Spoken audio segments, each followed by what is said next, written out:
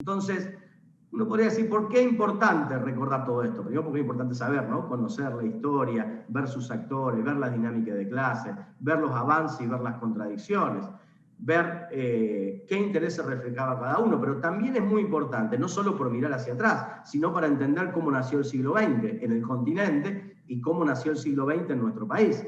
Porque tendríamos que decir con toda claridad que los inicios del siglo XX en Argentina ya se dan con una burguesía dominante que consolida un modelo de producción capitalista dependiente de Inglaterra que no podía jugar ningún rol progresivo en función de las mayorías populares y trabajadoras que ahí sí ya existían, porque en época de San Martín, en época de Moreno, en época de Monteagudo, de Castelli, de Bolívar no había clase obrera ni asalariados. Había un pobrerío en general y sectores todavía poco consolidados como clase en que apoyarse, que son los que en realidad los que pusieron el cuerpo. El propio San Martín lo cuenta muy bien. Cuando discutía con los sectores ricos les decía, ustedes no vienen a pelear, los que vienen a pelear son los negros, los descalzos, los esclavos. Pero como clase social, recién ya hacia fines del siglo XIX empiezan a surgir los primeros sindicatos, las primeras huelgas, las primeras acciones y al inicio del siglo XX eso da un salto muy importante, pero con un rol muy clave de una burguesía que juega un rol regresivo, como toda burguesía ya en el marco del desarrollo capitalista para todo lo que viene. En un sentido, nosotros tenemos que saber que se va a entrar a la primera mitad del siglo XX, a los años de la Primera Guerra Mundial, a los años de la Segunda Guerra Mundial, ya con esa burguesía consolidada y haciendo grandes negocios corporativos con todos los fenómenos imperiales de turno. Fue con Inglaterra durante muchos años y ya hacia la década del 30, 40 empieza a ingresar como potencia imperial muy fuerte Estados Unidos, que empieza a disputarle el terreno a Inglaterra y a partir de ahí ya hacia la Segunda Guerra Mundial y con el triunfo de la Segunda Guerra Mundial desplaza a Inglaterra y se transforma precisamente en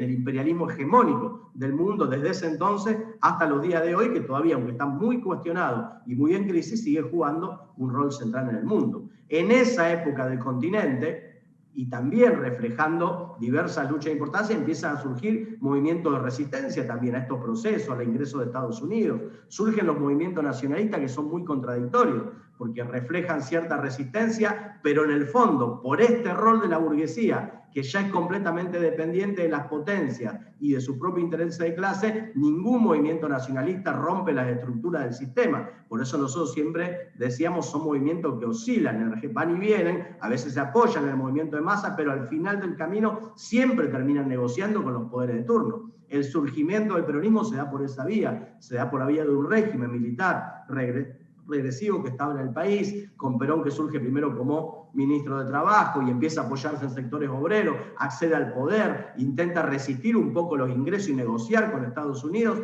pero finalmente termina presionado por los Estados Unidos, con intentos de golpes militares, hasta que en el 55 se le da un golpe militar donde Perón directamente cede y se va 18 años del país. O sea, no termina rompiendo, enfrentando, llamando a movilizar, llamando a decir se lo puede derrotar, como si hicieron nuestros conquistadores, nuestros libertadores, perdón, como hicieron la gesta de Revolución de Mayo. No, termina Perón yéndose directamente y dejando, en un sentido en Argentina, que la resistencia hiciera lo que pudiera, con muertos obreros en distintos lugares, y bueno, finalmente el golpe militar ganando, ¿no? Triunfando y cambiando la situación. Entonces, yo no quiero continuar década por década por cómo fue esta situación, ¿no? Porque efectivamente tardaríamos mucho más tiempo para desarrollarlo, pero me quiero detener en esto porque si nosotros vamos a la actualidad, tendríamos que saber para qué nos sirve entender todo lo que discutimos, ¿no? Y todo lo que entendemos desde un punto de vista de visión marxista de nuestra historia. Y nosotros tenemos que decir con toda claridad que en el plano de lo que estamos viviendo, y en el caso de nuestro país, y con un peronismo que nació en la década del 40 y que tiene toda esta historia de fuertes cosas negativas como esta que yo puse en el ejemplo del 55, después como fue en el 73, el surgimiento de la AAA, su política ante el golpe militar, el menemismo, o sea, tendríamos un montón de cuestiones para cuestionar. Ahora, en la actualidad, en el marco de una crisis capitalista muy fuerte, en el marco de una crisis pandémica que se lleva puesto millones de vidas, millones y millones de contagiados, en el marco de una economía que está por el suelo y que deja millones de personas del mundo sin trabajo y sin futuro, todos los debates que desde hace siglos se dan alrededor de qué hacer o qué no hacer, de si se puede o si no se puede, se vuelven a transformar en la actualidad. Y se dan día a día. Y se dan actualizados precisamente por hechos de la realidad de ahora, pero reflejan mucho que ver con esta historia de los que podían, de los que decían que no podían y de la lucha entre esas distintas áreas. En general,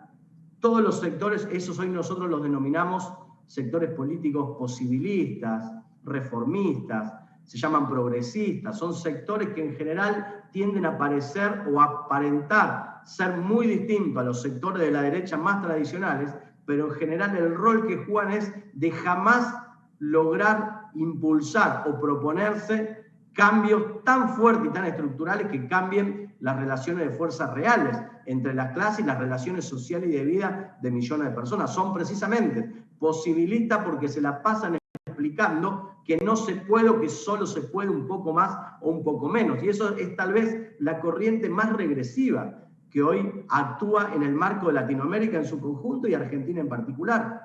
porque son los que plantean que ante los Bolsonaro, ante los Piñera, ante los sectores, ante los Duque, ante los Macri, ante todos los presidentes más de derecha del continente, hay que tener cuidado porque están fuertes, porque no se puede, veamos que no tenemos relaciones de fuerza. O sea, ese sector es un sector muy nocivo para el desarrollo de un proceso de movilización y de un proceso de revolución en nuestro continente. Y lo primero que hay que saber es que ese sector, en el caso de Argentina, en el caso del peronismo, desnuda a fondo su relación histórica que tiene con toda la historia de nuestro continente, porque muchas veces de los sectores progresistas, o desde la base, o de los sectores del kirchnerismo, o de sectores como, podríamos decir, el Frente Patria Grande, que incluye el Frente de Todos, se plantea como que están en una disputa y como que en última instancia son los que reflejan en la actualidad esa gesta revolucionaria de Castelli, de Moreno, de Monteagudo, de Bolívar, de San Martín. Nosotros decimos con toda claridad que es un fraude todo eso. En realidad, los sectores del Frente de Todos, con lo único que se identifican es con la ala moderada de la Revolución de Mayo.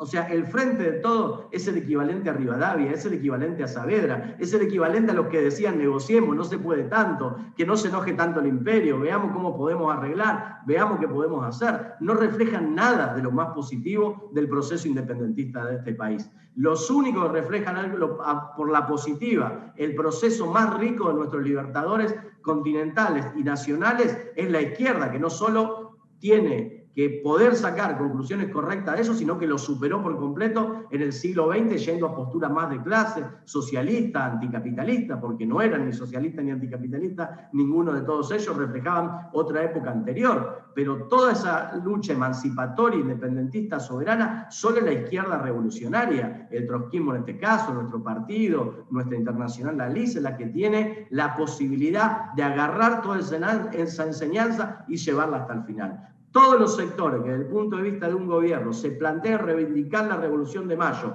pero al mismo tiempo se plantean seguir con la minería contaminante, con el fracking, con la hidrovía, con el no se puede para las vacunas, no reflejan nada de la Revolución de Mayo. Son unos hipócritas que hacen flyer, que hacen tweets, que hacen cadenas por televisión para recordar un 25 de mayo revolucionario que le es ajeno, porque en el momento que le toca poner el cuerpo, lo que hacen es recorrer el mundo. Por ejemplo, ahora Alberto y Guzmán para discutir cómo pagar la deuda, cómo hacer una extensión a 10 años de ese plan. O sea, no tienen nada de esa situación.